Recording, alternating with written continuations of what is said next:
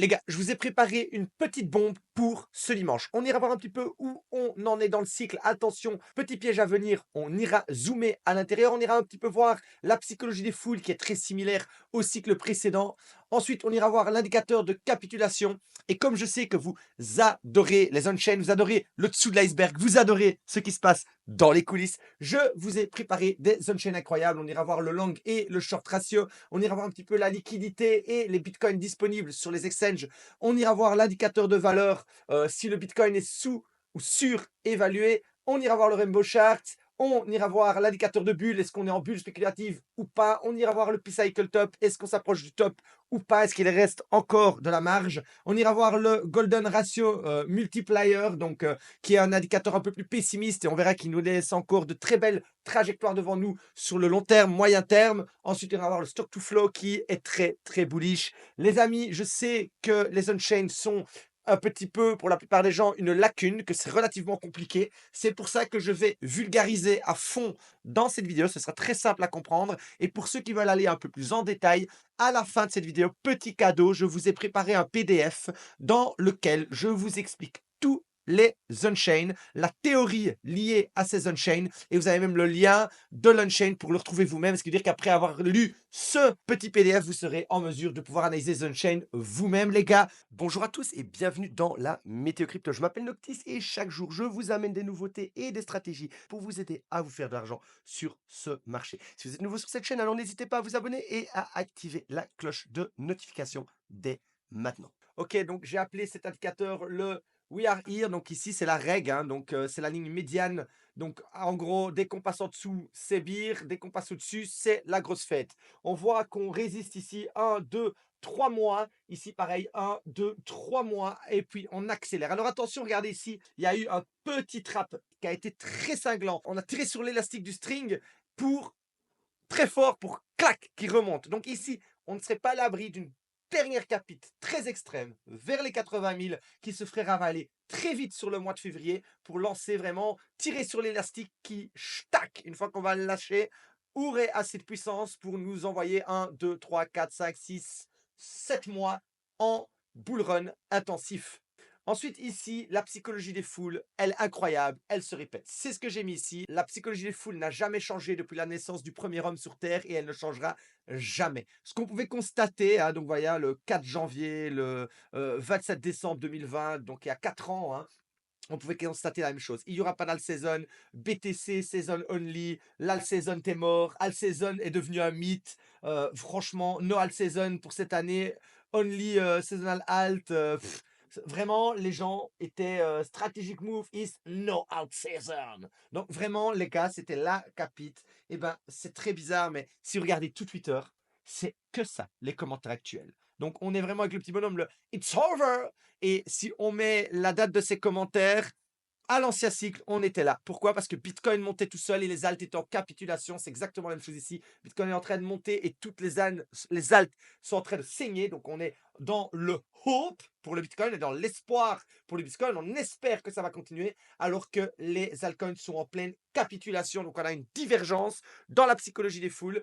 Ensuite, ici, là, nous avons l'indicateur de capitulation vraiment. Donc, c'est la demande des petits investisseurs. Et on voit qu'ici, on a rarement été aussi bas. On est en une demande plus basse qu'au crash Covid. Il y avait plus de demandes de crash Covid. Plus basse qu'au crash Elon Musk. Non, le crash Elon Musk était plus violent. Ensuite, il y a le crash Luna. On était là.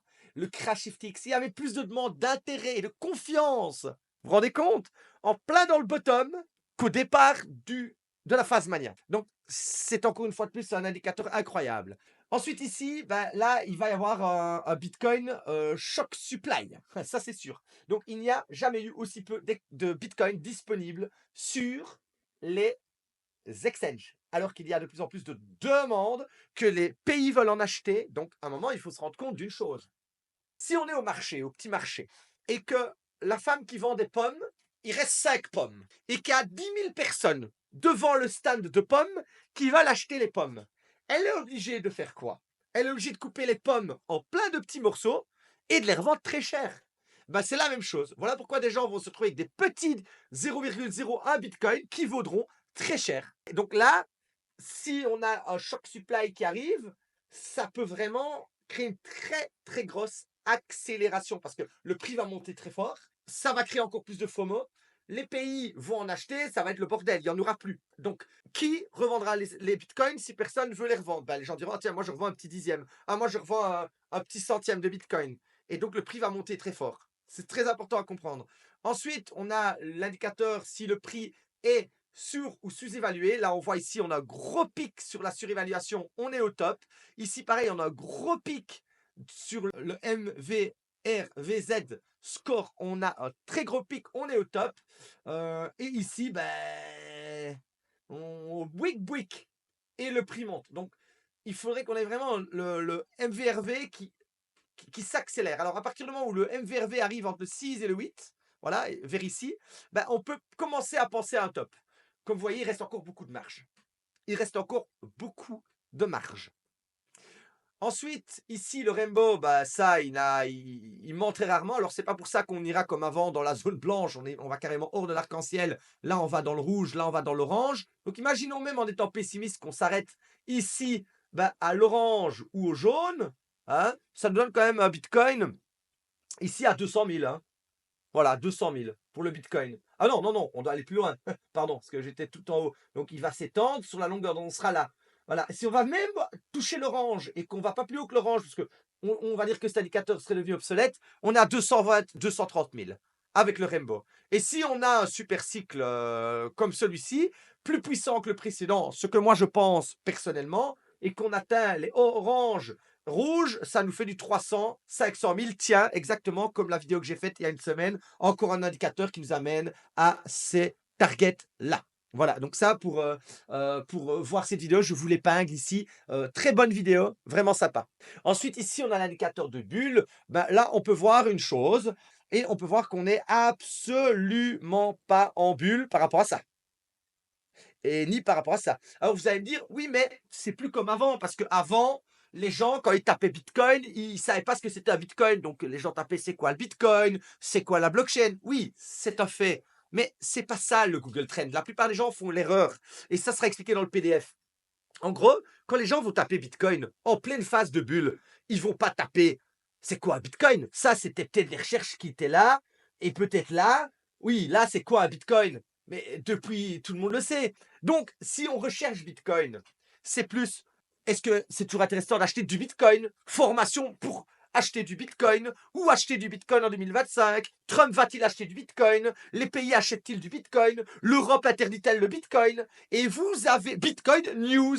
Bitcoin, Bitcoin, Bitcoin. Et tout le monde commence à rechercher Bitcoin, mais pas uniquement en mode c'est quoi, mais plutôt en mode comment, pourquoi, prévision, news, etc. Et on peut voir ici qu'il n'y a absolument pas d'attention sur Google. Donc, encore un indicateur qui montre qu'on n'est absolument pas en bulle et qu'il reste encore de très grandes perspectives. Mais attention, ça peut aller très vite. Hein. Ici, on est là, pack dans le Google Trend et il pète dans 3 mois hein, au maximum. Hein. Ok. Maintenant, si c'est comme ici, on peut être soutenu un long moment. Hein. Et puis là encore, et puis elle sera, à mon avis, regardez là les petits pics, gros pics, à chaque fois, c'est plus gros, c'est plus lourd. Il y a plus de monde, il y a plus de masse, il y a plus de foule, ça dure plus longtemps. Le prix du Bitcoin est plus mûr, il fait moins vite des pump and dump, il stabilise beaucoup plus fort. Donc l'attention peut rester plus longtemps, le cycle peut durer également plus longtemps. Donc voilà, ça c'était la petite parenthèse. Puis cycle, on n'y est pas. Hein. Donc là ici, les mâts rouges, techniquement, sera expliqué, on est entre, et puis on sort au-dessus de l'éma verte, ça croise, on retouche sur la rouge, bear market, on repart, on est au-dessus, la rouge passe au-dessus, ça croise, le prix est au-dessus. Ici, pareil, ça croise, ici, ça croise, le prix est au-dessus. Ok, ici, ça croise, le prix est au-dessus. Ici, ça n'a toujours pas croisé, c'est loin de le faire. Hein, et le prix est toujours sur la ligne rouge. Donc, il doit encore aller au-dessus de la ligne verte, passer la ligne verte avec la ligne rouge qui croise avant de parler de top. On y est très, très loin. Alors ici, le stock to flow modèle, ça, c'est violent. Hein, parce que ça, c'est la valeur du Bitcoin. OK? Donc, vous aurez la théorie, mais c'est violent. Si il rejoint cela, ça fait 400 000 le Bitcoin. S'il va au-dessus, il peut même aller à 700 000, 1 million. C'est ce que j'ai prévu dans ce qui est possible dans la vidéo sur les 500 000 et sur mon indicateur que j'ai codé. Donc, en gros, regardez où on ressemble. Donc ça, c'est s'il est sourd ou sous-évalué. Regardez un petit peu ici. On est rouge, orange, jaune. OK, on rentre dans le jaune. On est en dessous de la ligne grise. On est en capite, en sous-évaluation. On pète au-dessus. C'est très similaire. Hein. Ici, on était au-dessus. C'est pour ça qu'on a été rééquilibré pour la phase maniale. Là, on est totalement sous-évalué. Donc, on est en pleine sous-évaluation avec un Bitcoin jaune qui doit aller dans le vert et qui doit repasser. Il passe toujours au-dessus. Il passe toujours au-dessus. Il va repasser au-dessus. C'est 630 000. Il ne va pas faire ça et partir en bire. Non, il va rattraper sa médiane. Les gars, voilà, c'est tout pour cette vidéo. J'ai été le plus vulgaire possible. Si vous n'avez pas tout compris, les gars, dans la description, dans les commentaires, vous avez le support Lucis sur Telegram. Vous cliquez, vous m'envoyez le message on-chain, donc ON-CHIN. Donc si vous l'écrivez mal, je ne vous enverrai pas le PDF. C'est une petite blague. Même si vous l'écrivez mal, je vous enverrai le PDF. Mais voilà, envoyez-moi une chaîne. En fait, j'ai des petits mots-clés. Comme ça, quand les gens viennent me trouver signal, indicateur, bah, je sais ce que je dois envoyer aux gens. Je sais ce que je dois leur dire. Donc, vous me dites bien on-chain.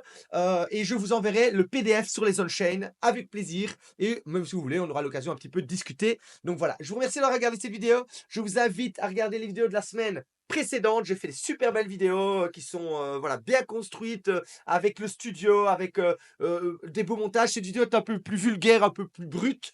C'est normal, on est dimanche, relax. Je voulais voilà, pas me prendre trop la tête, mais je voulais quand même tenir ma discipline d'une vidéo par jour pendant 1 an. Donc voilà, une vidéo par jour pendant 1 an, je n'y ai pas manqué. Et je vous souhaite à tous un excellent dimanche et je vous dis à la prochaine.